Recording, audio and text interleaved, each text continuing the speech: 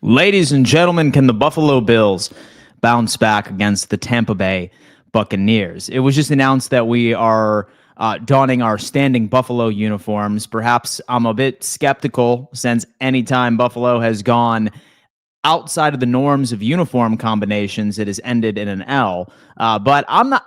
I'm no conspiracy theorist, right? Knowing this Buffalo Bills team, we're going to win this one. We're going to beat the Eagles. We're going to beat the Patriots in Foxborough. And we'll probably just end up losing to the Browns and the Jets for some weird-ass reason. But I think that this Buccaneers team shares a couple of challenges that I'm hoping that this Buffalo Bills offense and defense can take advantage of in home. I would like to remind everybody that while we did lose our first game at home against the Patriots just a couple of weeks ago, when you look at downright dirty data, right? Wow, I think I need to make a shirt with that. Downright dirty data. Damn. This Buffalo Bills team is still very, very good at home. So I'm going to be unpacking everything that we need to know about this Tampa Bay Buccaneers defense, everything we need to know about this Tampa Bay Buccaneers offense, craft a game plan, see if Joe Brady, Bobby Babich, and Sean McDermott agree with me once it comes into fruition, and just have a celebratory stream, man. I am looking forward to chopping it up with the boys and the ladies, per usual. If you're new here, my name is Dan Mitchell. I am the largest Buffalo Bills content creator on the internet, which is something I can thank you guys for. And I'm live Monday through Friday at 10:15 a.m. EST. If you guys are watching the replay of this episode, I appreciate you, but I would also encourage that when you subscribe to this channel, make sure you turn on those bell notifications so you can join us in this beautiful live chat community. Hit that thumbs up sign for me. If there is at any point 70 people watching or 400 people watching, the like button needs to match. Let's go ahead and propel this out to the YouTube algorithm so we can invite even more people into the conversation. Also, as you know, I'm going to ask all of you to roll call in the chat. Let me know where you're tuning in from. I see a lot of you guys already far ahead of the curve here. Let me know where you're tuning in from.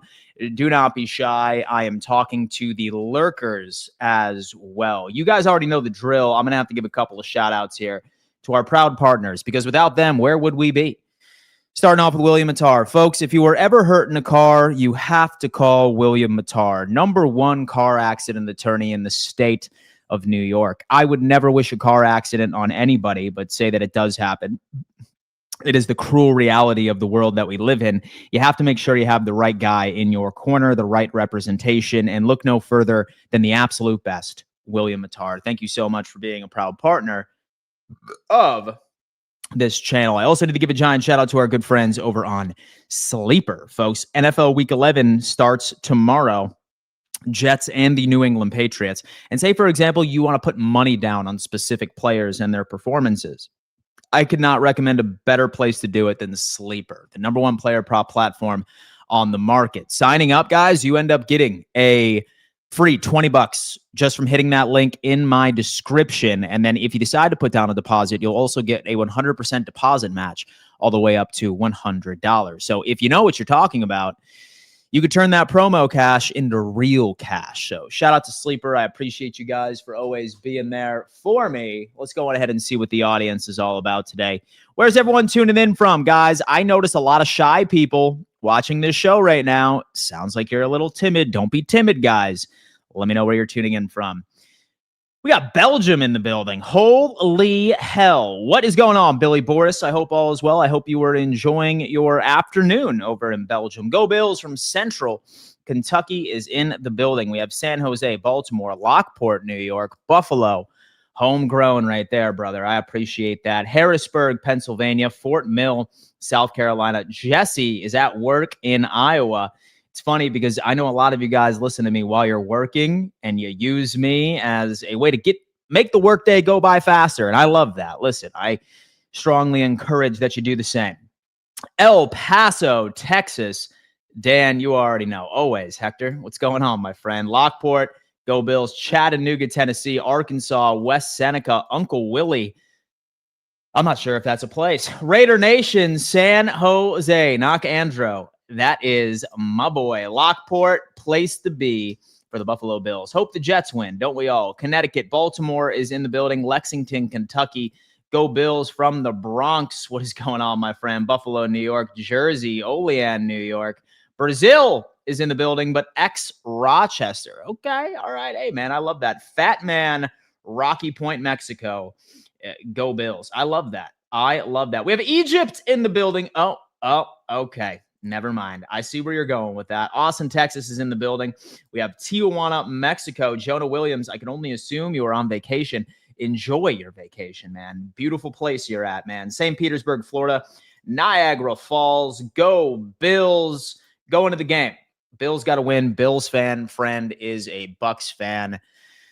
And last but not least, we have Milltown, Tennessee, brother. Damn. The Tampa Bay Buccaneers. What do we got from this team, right? What do we have from this team? This team for me is pretty confusing, right? Because when you look at all of their metrics, their box score metrics on the offensive and defensive side of the football, they're in the middle of the pack. But when you look at some advanced metrics, they're toward the top of the league in run defense, in being able to run the football even without Bucky Irving. Still a pretty quality pass offense, even without some of their key players.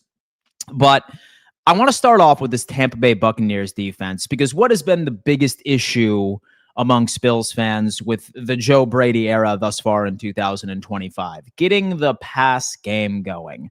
How can we get this pass game going? Well, folks, I've spent all morning concocting the best possible game plan so that we can understand what we will be seeing from this team by itself. Now, I do want to start off with some box score statistics because I feel that we should always start there. Like, how are they actually executing? Like, yeah, they could be better than the average team in the NFL, but it's all about execution, right? So defensively, we are seeing the Tampa Bay Buccaneers are allowing 334 yards per game. That is 20th in the NFL. They are allowing 5.4 yards per play. That is 18th in the NFL. Third down conversion defense, below average at 38.46% of the time. Red zone scoring, 21st in the NFL in totality. What about against the run, right? Because I think it's pretty clear. I think a lot of us have realized this, that if we want to have a solid game, James Cook needs to be involved. Well, I'll tell you what, this is a very good run defense, and we are going to unpack that further as we dive into the details. However, they are allowing 4.2 yards per rush. They are allowing only 100.8 yards per game collectively. That is running backs, that is quarterbacks, fullbacks, whatever. 100. That is good enough for 11th in the NFL. Moving down into the passing defense, which I'm going to tell you, I think this is precisely where the Buffalo Bills need to attack this team, have to throw the football against this squad. And there are opportunities, that much I can tell you. They are allowing a 65.8% completion percentage, 17th in the NFL. Yards per pass, 7.4. Passes per game, 34.4. That is 23rd. Pass yards per game, 233.2. 2.58%, 11th. Look at that. That is where we are at with the Tampa Bay Buccaneers defense. But what I find to be interesting is I always like looking at some advanced metrics of what we need to be looking at and what to expect from this Tampa Bay Buccaneers defense. And I kind of wanted to start discussing some of the nuances with this team. What makes them a quality opponent, right? I know that they're aging, they're doing their thing, but let's take a look at a couple of things here. I have pointed out their box score statistics, and as you can see toward the bottom of the league, but their EPA per dropback is top 10 in the NFL. That means on a per drive basis, minus explosive plays, they're for the most part a pretty solid secondary. And then EPA against the pass in general is top 10. Now, I like EPA because it tells a story on how they're performing on a per drive basis. So it doesn't always account. It shows average. Like, how are you performing on an average down, not collectively? So what EPA likes to do is that they say, okay, let's take away some of those explosive plays, those explosive runs, those explosive passes. How are they most of the time? And most of the time, this defense is actually pretty good from the secondary side of things. That is really a no-brainer, especially since I could argue that they have the best cornerback tandem in the NFL, specifically on the perimeter. They have Jamel Dean right here, has a 90.5 PFF grade. Pass rush is incredible. They blitz a lot. I will get to that here in a second. Solid coverage grade here for Jamel. And then Zion McCollum, who was recently just signed to a massive extension this previous offseason. So these two are certainly doing their job. They can get got, though. But when you end up going into DVOA, which I've pointed out, and guys, by the way, I really hope that since we've been hanging out a lot during the morning, that so we're more familiar with EPA and DVOA, right? Say, for example, you're not, do not hesitate to stop me, and I'm happy to go on ahead and explain it to the best of my ability. But DVOA, 7.7%, that is 23rd in the NFL. So what does that tell us? The difference between EPA and the difference between EPA and DVOA is EPA just shows how they are good on average on each and every single drive, but it does not account for quality of competition. It does not account for quality of offense that they are going up against. DVOA does. So based off of the quality of competition this Tampa Bay Buccaneers team has been playing thus far, they're not all that good against the pass. They're not all that good against the pass. Basically how you have to look at it. Moving on, run defense, same exact scenario. Solid EPA against the run, solid EPA per attempt. They're top 10 in the NFL. So for the most part, they do well. But DVOA, here's the thing. They are 27th. What that tells you, and a perfect example based off of yesterday, they are known for letting up explosive plays. So, like last weekend where Travion Henderson busted out 3 massive 20-plus yard runs. That is why they are so bad in advanced metrics based off of their propensity of allowing explosive plays thus far in the season. So with DVOA at 27th, that means that, yes, they're going to be sticky against the pass. They're going to be sticky against the run, but there's always that opportunity of a big play on the horizon. So something to really, really watch out for. What I'm nervous about is this pass rush. This is, in my opinion, why I think that this defense can mask a lot of their inefficiencies against the pass and against the run. It's a Todd Bowles defense. It's a Todd Bowles aggressive and disguised type of pressure attack. When it comes into pressures, this team has pressured the quarterback a total of 128 times. Their pressure percentage is 34.9%. They are 5th in the league, have sacked the quarterback 26th in the NFL. They have a 7.1 sack percentage, that is 12th, and the average time to pressure is 2.43 seconds. That is about 21st in the league. How they're generating all of this pressure, you might ask, and a lot of you might get a little nervous when I tell you about this, is they blitz a lot. They blitz more than we would like them to. In fact, where they stand, they are 4th in the NFL. We ended up going up against the Atlanta Falcons a couple of weeks ago. The last time we wore the standing Buffalo helmets, they were the 2nd highest blitzing defense in the NFL. Now, a question, something that has been a head scratcher for me for the past couple of weeks, is how do you get a quarterback like Josh Allen, who from a career perspective has been one of the best quarterbacks against the blitz? For some reason this year, he is awful. He is absolutely awful when it comes in against the blitz. So this Buffalo Bills team is going to have to find some adjustments, because what makes this defense so good is that they do cause pressure. And some of the blitz packages that you will see Todd Bowles roll out there, you should not be surprised. He does it every single Sunday, is going to be a challenge for this offensive line. And more importantly, it's going to be a challenge for Josh Allen, because we've said this a couple of times.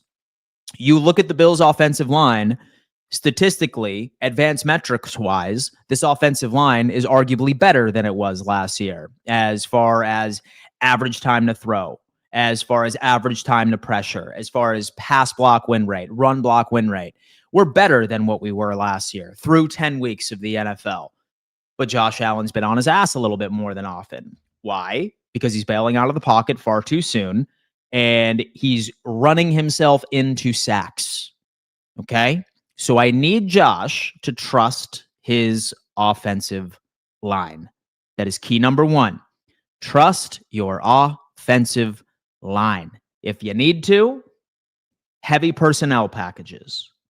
21 personnel, 2 running back backfields if necessary. Okay? Utilize a lot of Reggie Gilliam for some additional blocking help. I asked Josh, key of the game, trust your offensive line. That is number one. That is number one. And how you do that, something I always like pointing out, is by personnel packages. When it comes into the Buffalo Bills, okay, we have to be smart about what formation we are running, because this Tampa Bay Buccaneers defense is intriguing, because on certain personnel packages, it is yin and yang. On certain personnel packages, you are seeing the Tampa Bay Buccaneers clamp up the run, but be vulnerable to the pass and vice versa. So you need to pick your poison. And many would say that this is likely going to be predictable, but I think that we need to trust our personnel and we need to execute. That is likely where we're at. So what Buffalo needs to do right here, and my favorite possibilities, is run 12-man and 21-man personnel. That is what we need to do. Have to do it. And in case any of you guys are ever wondering what personnel groupings mean, okay, 12-man means 1 running back, 2 tight ends. 21 means 2 running backs, 1 tight end, in case you ever see that. 13 personnel is when you have 3 tight ends and 1 running back. Always look at these numbers. First 2 numbers are always either the amount of running backs and or the amount of tight ends out on the field, in case you ever get deep into X's and O's conversations. By no means am I an expert. I know just surface level information. I hope it's valuable to you. I hope it's half the reason why you tune in, so you can learn something new every single day. But this is what we need to do. We need to run this. Run specific personnel packages in which that Tampa Bay struggles. Have to go heavy fronts. Have to. Especially with what this team is going to do with the blitz. Next up, one of my personal favorites, something I love, dude. I love it. It's something Buffalo does well, and a lot of us get mad that that is what Buffalo has chosen to be as an offense, but I got to tell you what, as far as the identity, yak is greater than separation. This is the game where we can ultimately end up taking advantage of them. This is the game, because where it stands, this Tampa Bay Buccaneers team has a total of 67 missed tackles on the season. And get this, they have allowed almost 1,200 yards in yards after the catch. That is 3rd worst in the NFL. 3rd worst. So, what is another key to the game? Number 1, for recap, is Josh Allen, trust your offensive line. Number 2, utilize heavy fronts in the pass game. And then number 3, you need to pepper Khalil Shakir, your best yards after the catch wide receiver on this team, where it stands. Absolutely need to. And you know what? I know a lot of us are really off on Keon Coleman, and rightfully so. Like, with this young man has not been able to really take that next step going into year 2. But one thing he is good at is yards after the catch. This team has a missed tackling problem. A lot of the times they are way too aggressive in their pursuits. And in total, they have allowed close to 1,200 yak. We don't need to throw the ball downfield on this team. We just need to allow Josh Allen to take the things underneath and allow our playmakers to create yak, because this team is allowing yak off of the yang. So that is number 3 for me right now. Create yak, do what you can in that capacity, and lock it in. Next up, let's talk about some coverage issues. Because when it comes into the Tampa Bay Buccaneers, we've already discussed Dean, you have Zion McCollum, and you have Antoine Winfield Jr. That is a lot of the big playmakers that they have on this squad. All of them are absolute ball hawks. All of them are. So it goes without saying, I hate when I'm talking about keys of the game, like no turnovers, blah, blah, blah. Like, I'm not going to officially make that one of my keys of the game because it should go unsaid, but don't turn the football over. Make sound and quality decisions. Josh, I know that you're trying to implement this downfield passing game and look dynamic and look like the guy. Josh, you already won MVP. You have nothing to prove to anybody. Nothing. Take the underneath stuff. Because when it comes into coverage, we have Servocia Dennis has a 30.5 coverage grade. Here we go. And we have our good friend Levante David, my guy, 36 years old, 49.1 PFF coverage grade. These two are the weak links in coverage. And I got to tell you what, these two are very oftentimes sent on the blitz. So a lot of the times, one of these guys is going to be left with the sole coverage responsibilities of right in the middle of the field. Now, there could be a couple of times where you see rookie Tyke Smith, where you see Antoine Winfield Jr., sort of go on ahead and jump the route and put some assistance right within that. But that's going to open up opportunities downfield. So whether or not that you're trying to get Khalil Shakir involved, we need Josh to really put on a damn masterclass at being able to look off these defenders and allow these wide receivers to find space. Because as we've discussed for the past couple of episodes, and something I feel like a lot of us are upset about, is one of the biggest misconceptions about this team is that Buffalo's problem from the wide receiver perspective is they can't create separation. If that was the case, ladies and gentlemen, if the Buffalo Bills truly had a separation problem, then teams would be running predominantly man coverage against us. That is not the case. Not at all. In fact, teams are now running more zone coverage against Buffalo than they did last year. All you can do is look at common denominators. And the common denominator here is that wide receivers aren't finding space.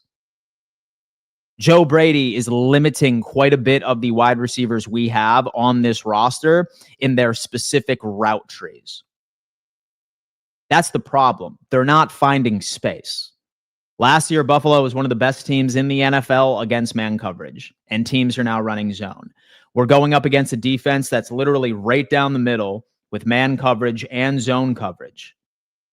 If I were the Tampa Bay Buccaneers, I'm running a lot of zone right now. It's just what it is. Wide receivers need to find space. And the space I want you to attack is right here. Is right here. It's how it is. It's how it is. Lamar turned the ball over versus y'all last year. Let's keep it on topic, John Clark, okay? Pagula needs to sell the team, and we need to rebuild. We are done. I'm not even sure that this is a Bills fan in here. I think Allen is underperforming more than people realize. Also, Joe Brady's play calls have been predictable. Like he is. Like, folks, look. So again, and this is probably something that's going to rub people the wrong way. But so I do consider a lot of you my friends, and I do talk to my friends like this, okay? It's okay to criticize Josh Allen. It's okay to love Josh Allen, but he is not protected from criticism. He is allowed to be critiqued. A lot of the problem with this team is Josh Allen. A lot of it is. He's confused. Defensive coordinators have adjusted based off of this team. It's not one thing.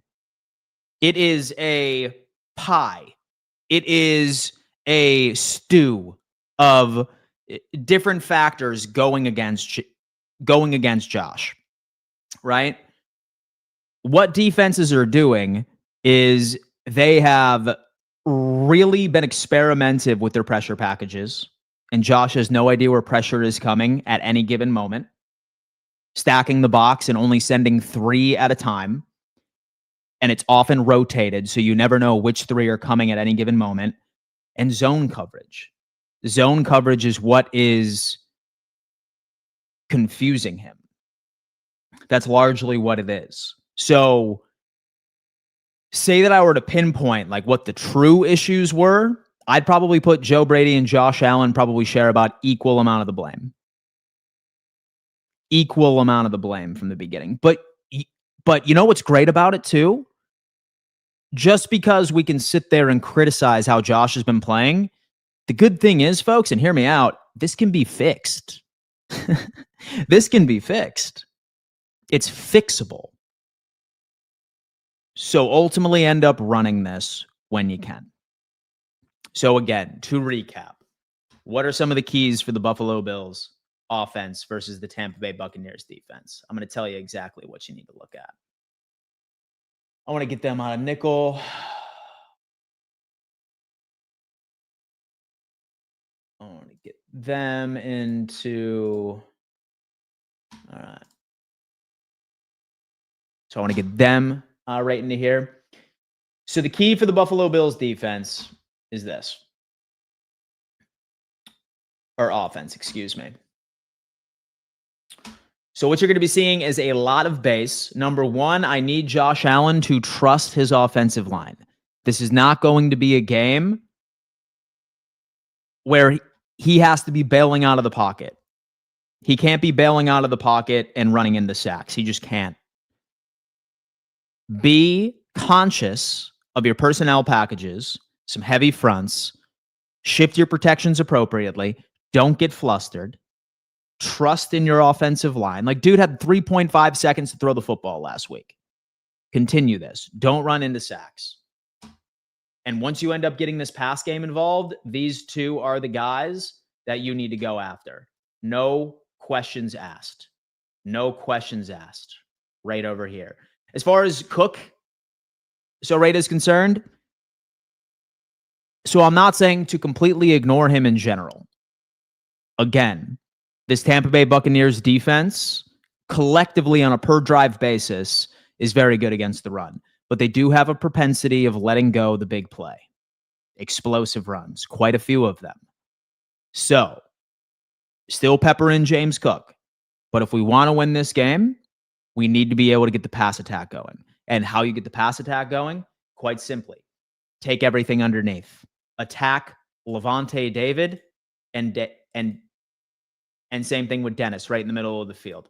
Both are leading the team in missed tackles. Both are half of the reason why wide receivers have put up nearly 12 football fields worth of yards after the catch.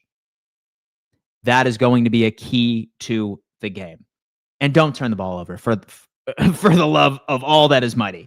For the love that is all that is mighty. Dan, I ended up watching the All-22, and I completely agree with your assessment. There are absolutely open wide receivers. Josh looks timid throwing to the open wide receiver and ends up holding it too long. Yeah, dude, it's true. It's true. Like, so when you hear somebody say like, oh, like guys just aren't getting open, like they haven't watched the film. It's Josh passing on the guy. And like people are just like, oh, well, like that's not what an MVP quarterback should be doing. Like, so imagine making Josh Allen captain check down. One thing I say is, look, like nothing is coming to save us. Like, what is your solution? Like nothing is more useless than complaining and having no solutions. You're being like, oh, like he needs to stretch the ball downfield. Like we don't have any wide receivers that can get downfield. Well, I mean, let me tell you, what we can do is Josh Allen has to be captain check down if you want to make this work. Because what opens up downfield is by taking that underneath stuff. Because when you take that underneath stuff, you know what happens? Now defenses end up transitioning to only single high safety looks because they're trying to overcompensate for how you were destroying them by a death by 1,000 paper cuts. Him taking things underneath 70% of the time is going to open up opportunities downfield, have better matchups downfield. That's what he needs to do. Anytime anyone's ever said anything that wide receivers aren't open, don't watch film. They don't. It's a throwaway statement. It is a lazy statement. It's Josh not taking underneath. And before you tell me, oh, yeah, well, So we need a wide receiver one. Like, that's the real problem. Well, folks, he's not coming. Like, he's not coming. He's not coming. So the trade deadline is over with. So let's go on ahead and work with what we have. Let's make what we have work. That's what we need to do. And Josh needs to take the stuff underneath. He needs to take captain check down stuff. First and second down is imperative for this team. Get yards. Get 3 to 4 yards on the first, 2 to 3 on the second, and put yourself in third and short situations. Best thing you can do, because teams are trying to limit the big play for Buffalo. Just look at the too high safety shell that has always ran from this. Let's see what we got. We have Joe Brady is the main problem. Offense won't fix until he is gone. Maybe so. He's getting too cute for sure. I don't like a lot of avoiding the tush push, although that I think that it has more to do with Sean McDermott than Joe Brady. I don't like the forcing of the jet sweeps that clearly aren't working. But yeah, dude, listen. So with Josh Allen shares the vast majority of the blame. That much I can tell you. Dan Mitchell for OC, who's with me. Oh, dude. Oh, man. Dan hitting the nail on the head once again. Chris, I appreciate that. Like, look, like no wide receiver one is saving us.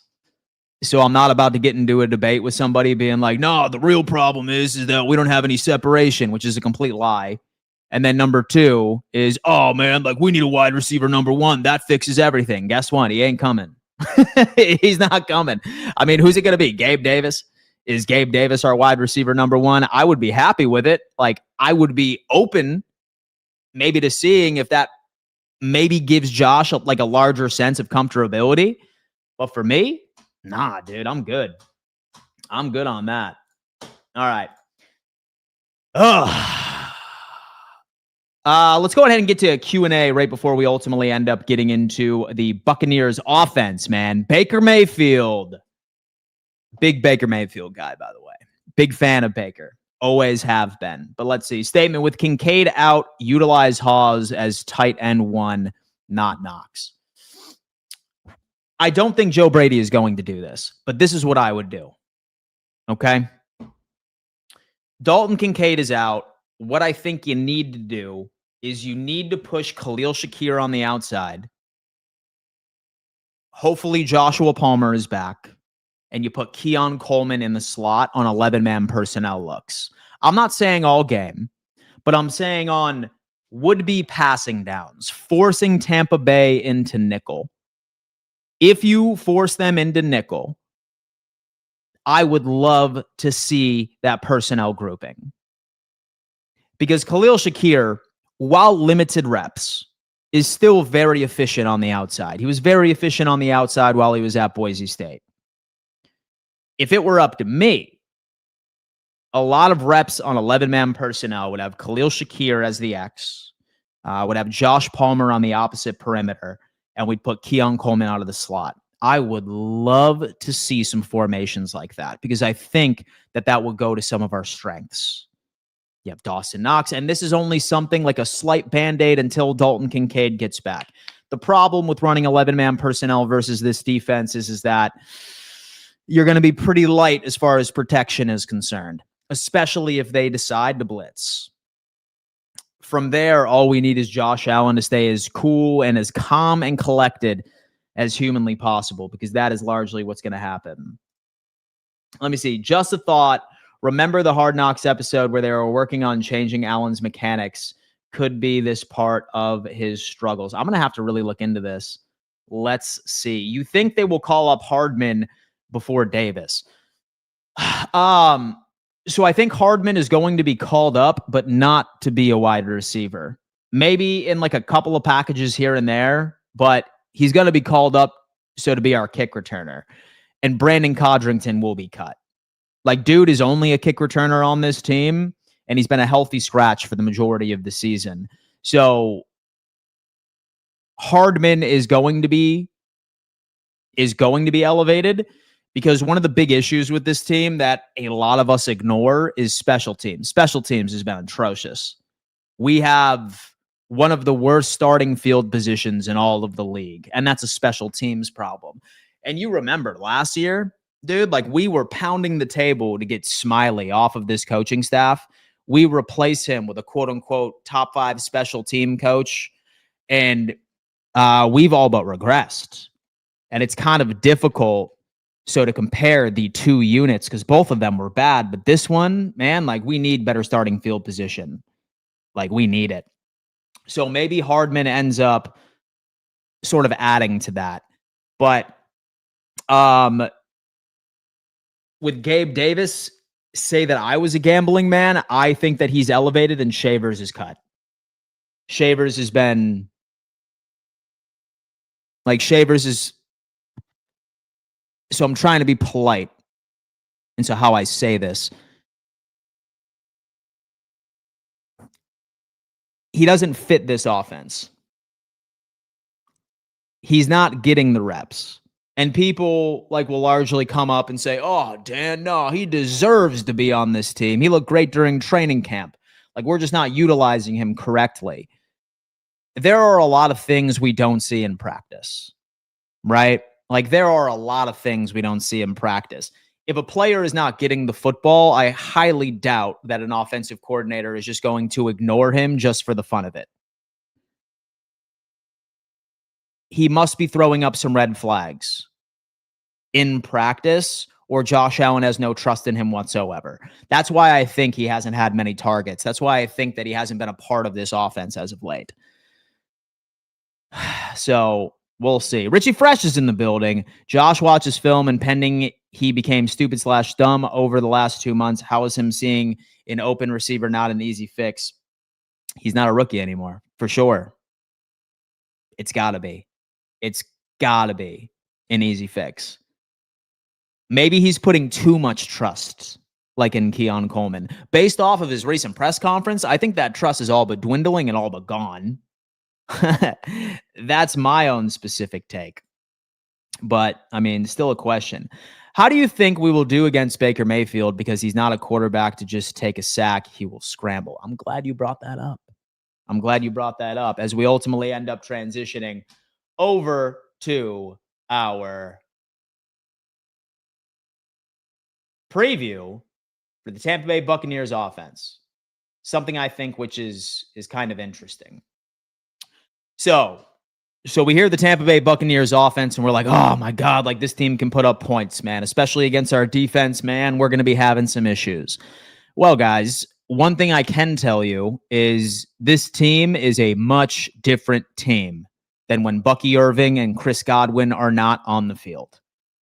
Weeks 1 through 5, and with Bucky Irving, his last game was week 4, and Chris Godwin's last game was week 5.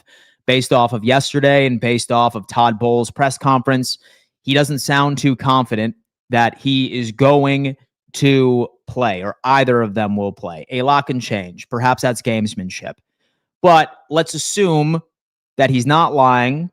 Then this Tampa Bay Buccaneers offense is significantly different. Weeks 1 through 5, they were 8th in the NFL in EPA as far as offensive efficiency. Weeks 6 through 10, 25th in the NFL. Right now, what Baker Mayfield has at his disposal is a rookie wide receiver, Emeka Egbuka, who I believe is going to be the number 1 target that we can run in with. That's just kind of how it is.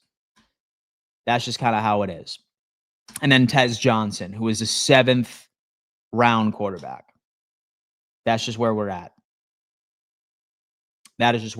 So when you ultimately end up looking at these two, once they're gone, we should see a downward slide as far as production when it comes into it. Now, I do want to talk about Baker Mayfield because, in my opinion, I still think by the end of the season, he will be in the MVP conversation once his weapons do get healthy.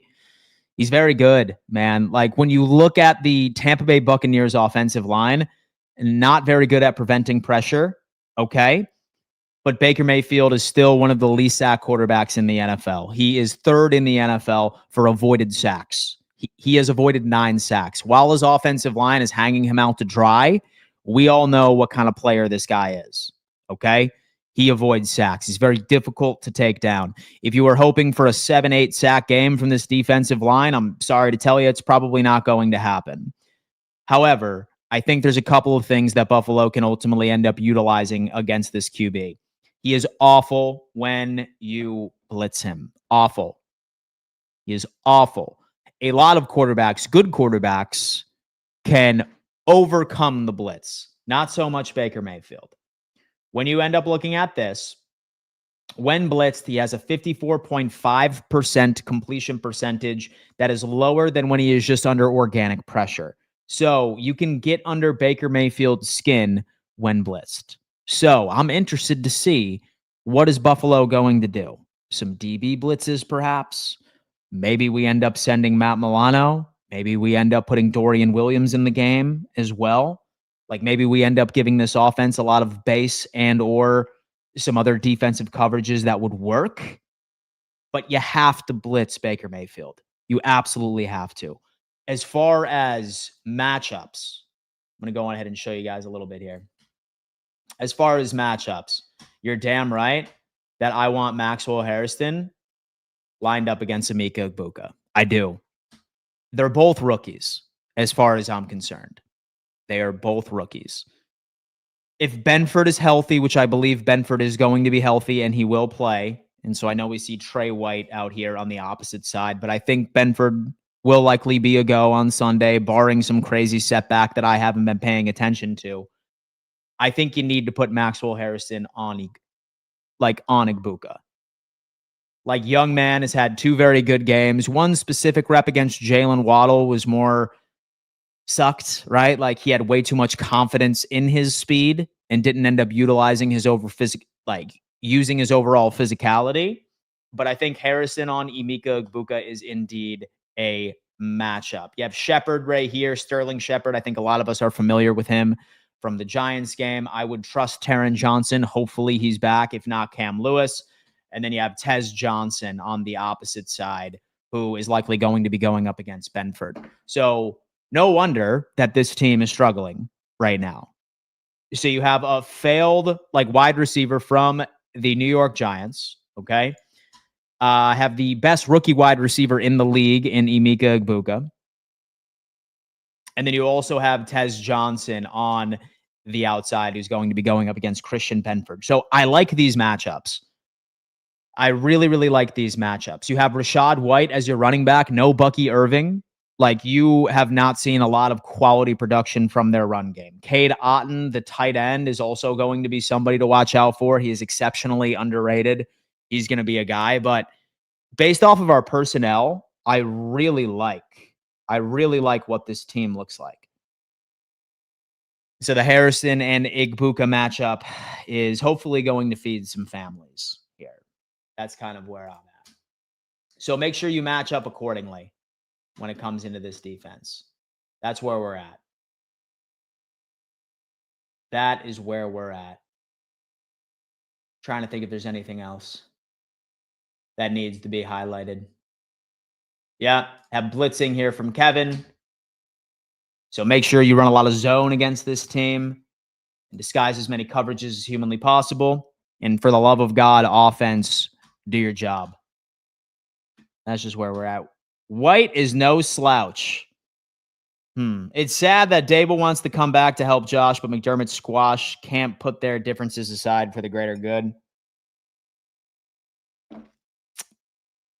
So I'm kind of perplexed on Dable, right? And so I think a lot of us wanted them fired or gone, right? After a while. So Brian Dable, look at it this way. It's quite literally 2 different mindsets. It's, would you be okay with us completely abandoning the run? That's what Brian Dable does. He completely abandons the run. Even with his last years of Saquon Barkley, dude would completely abandon the run. And when he did run, a lot of halfback draws right up the middle. Really didn't have much of a deep bag of play calls when it came into the run game. So perhaps we would be able to fix the pass game a bit, but do we have the personnel so to make it work? Because I think a lot of us are hoping that he's brought in as a consultant or a pass game coordinator or something, and then Brady gets fired and he ultimately ends up taking over the job. What I think that would do is cause bad blood. And I don't think that we could really take any drama right now, especially with the inconsistencies we're already seeing. So I'm curious to see what that's all about. Dan, the Bills need to hire you on some sort of a consultant. Oh, man. And so I only tell you guys what I think I know. You know what I mean? I don't know everything, but I think that I know some things that would be able to fix this team. If you remember the greatest story ever told, Josh was having similar problems. So the greatest story ever told, chapter 2. I'm going to wait to bust out the greatest story ever told until we absolutely need it. Dan Mitchell needs hired as a Bills official vibes guy. Oh, dude, listen. Dude, sign me up, man. Sign me up. If Josh Palmer isn't back this game, should we elevate a wide receiver or Maxwell Harrison wide receiver debut coming? With Max Harrison, so it being over at a wide receiver is not going to happen. But I do think Josh Palmer is back. I do think that he is. That's what Saquon wanted out of the Giants because he never used him. Yeah, dude. So Dable hates running the football. So I think that's also kind of half of the reason why I wouldn't be the most excited for him to come back as offensive coordinator for the Bills. Statement: we need to move forward, not backwards with Dable. Indeed, that's what I'm saying. Let's be real with anyone who thinks the Bills will beat Tampa is delusional. I don't know when Bills Mafia will stop the delusion and stand against the idiocy that plagues Bills front at this point, the coaching. So for me, I refuse to live my life like that. How I look at this Tampa Bay game is that I do think when the Buffalo Bills play their best ball, I do think that they are the better team.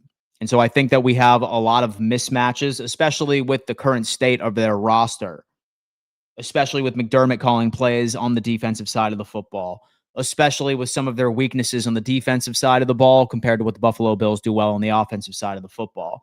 For me, I refuse to look at life like that. No, I'm not delusional. I'm a fan. I'm hopeful. And because I have big expectations for what I believe this roster can do. Because this roster right here, minus some ancillary pieces that left during the offseason, is the exact same roster as in 2024. And we figured it out. And we were one of the best offenses in the league when it came to quite a bit. So when I say this Buffalo Bills team has a shot at beating the Tampa Bay Buccaneers, I believe it. Will this team execute? That's an entire different conversation. I just don't recommend living that way, right?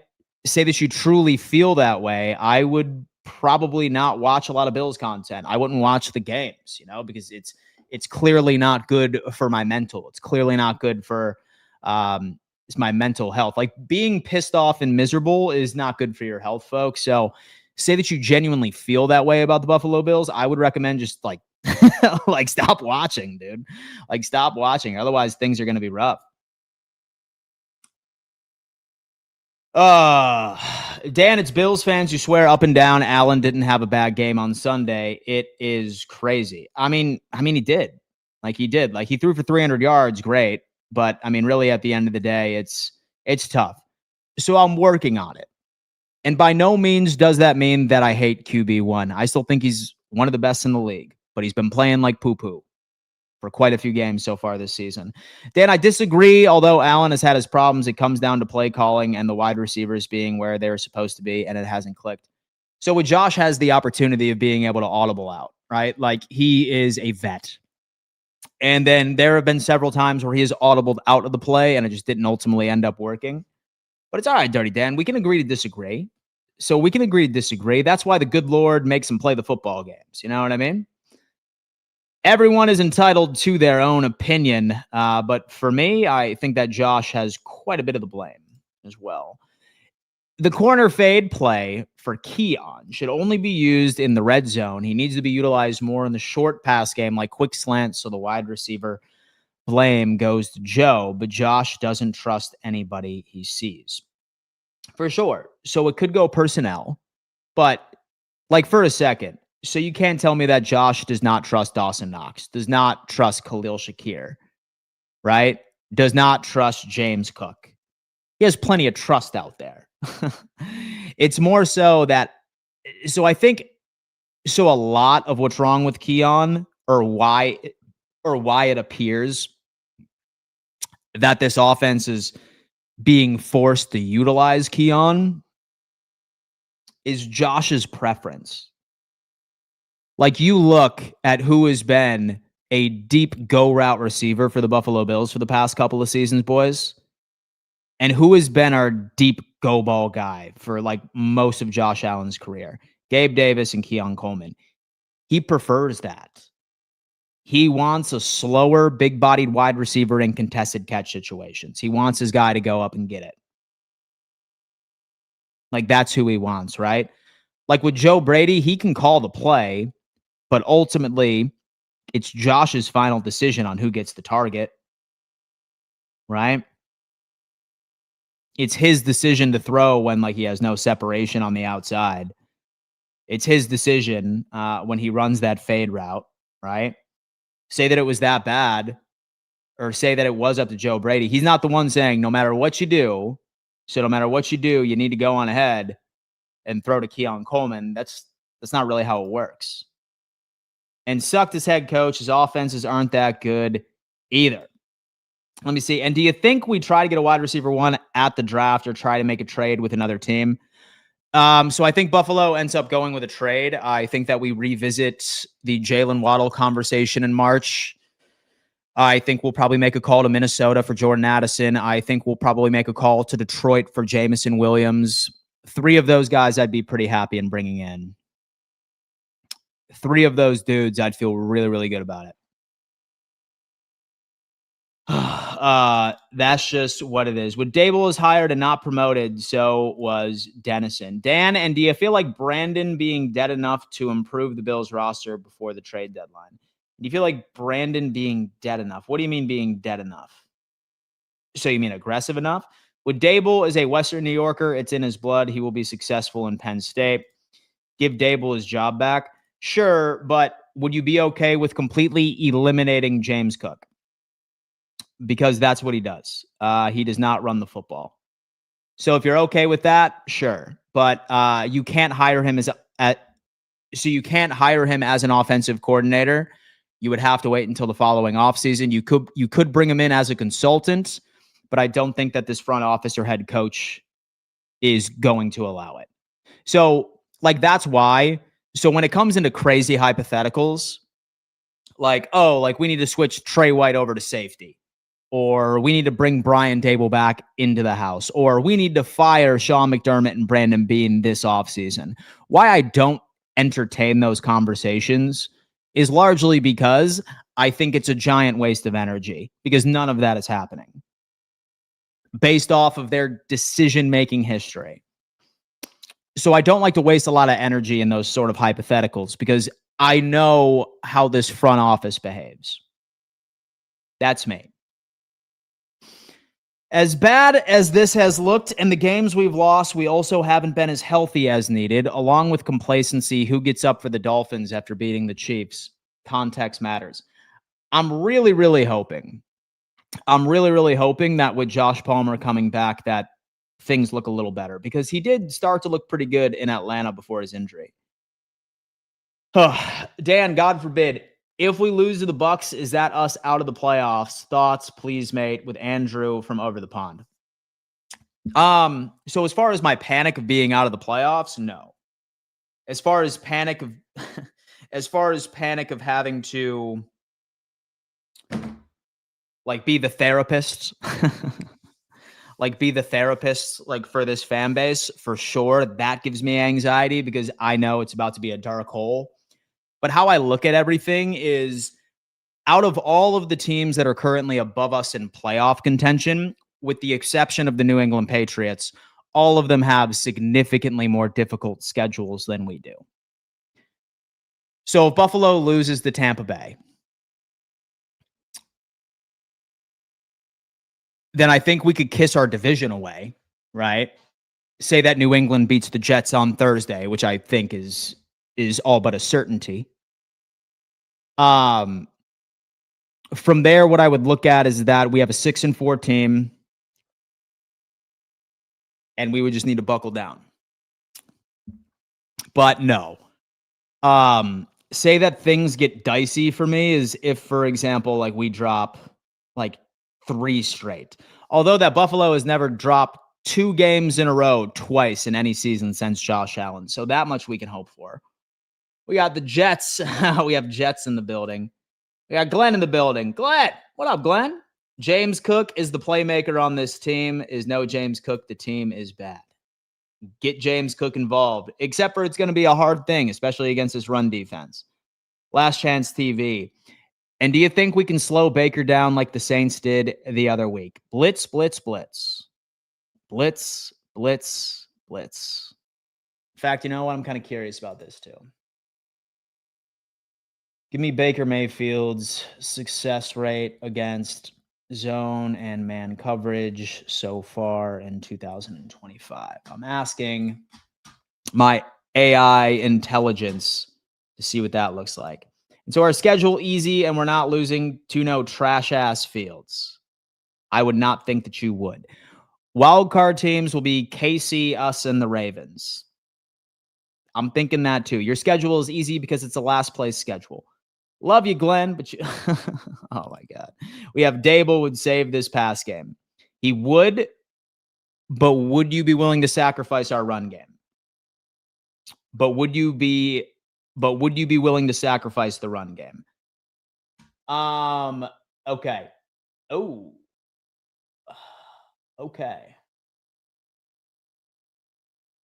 So man coverage against Baker is the play. Success rate only 34.5%, as 84 attempts against man, and his EPA per play is in the negatives, and yards per attempt is only at 4.6. Zone coverage advantage, man coverage struggles. Against man coverage, Mayfield's success rate drops to just 34.5 with a negative EPA per play, suggesting defenses are more effective when they can match up individual defenders against receivers. So if you want to get to Baker Mayfield, this is what you do. Blitz him and run man coverage. And I can tell you this, it makes all the sense in the world, especially once you end up looking like have Harrison on Igbuka, have Benford on Tez Johnson, and so a vet against a rookie. We'll go ahead and put Buffalo into nickel. You have Taron Johnson against Sterling Shepard. Hopefully Matt Milano on Cade Otton. And just run man. And so a man coverage is the key. And the last time Buffalo ran a lot of man coverage was against the Kansas City Chiefs. And look how that played out. And so we held them to 21 points. So I think that's kind of where we're at right now.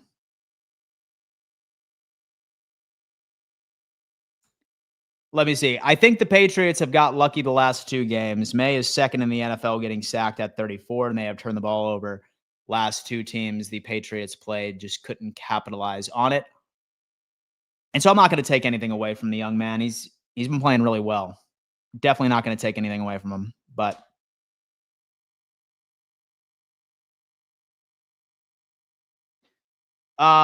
ladies and gentlemen, thank you so much for tuning in to another edition of the Dom Mafia Report. We have any mods in the building? We have any mods in the building? Let me know, mods. Giant shout out to the mods. I sincerely appreciate you for tapping in, keeping the peace in the chat as always.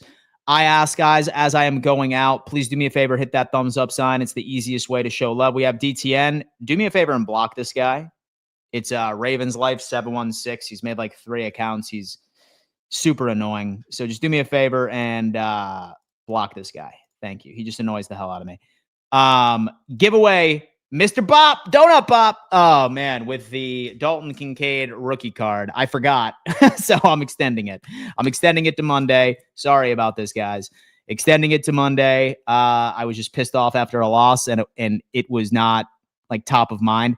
But I am going to be giving this away on Monday, and I cannot wait. I cannot wait, folks. You still have time. Just make sure you subscribe to the channel, turn on bell notifications, and more importantly, go Bills. Thank you so much. We'll see you soon.